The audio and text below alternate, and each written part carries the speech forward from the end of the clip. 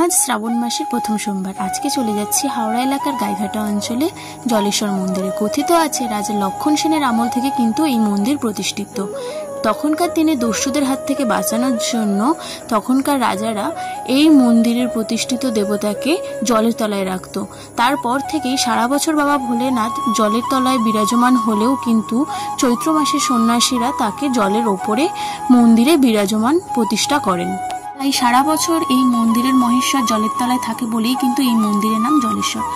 অনেক দূর দূর থেকে কিন্তু এখানে দর্শনার্থীরা পুজো দিতে আসে, আর আজকেও সেরকমই প্রচুর ভিড় হয়েছে। আমি কিন্তু লাইনের শেষটার দিকে যাওয়ার চেষ্টা করছি। তোমাদের প্রথমেও দেখেছি যে কতটা লাইন আছে, অনেক ভিড়। আমি ভাবতেও পারিনি যে কখন পুজো দিয়ে বাড়ি যাব।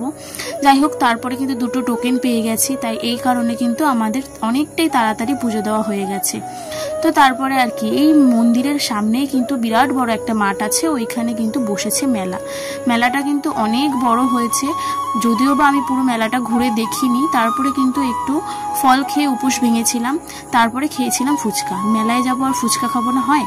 যাই হোক, এখানে কিন্তু ছিল নিরামিষ ফুচকা। তারপরে ফুচকা খাওয়া শেষ করে কিন্তু প্ল্যান করলাম যে একটা হোটেলে গিয়ে নিরামিষ কিছু খাবার পেলে খেয়ে নেব।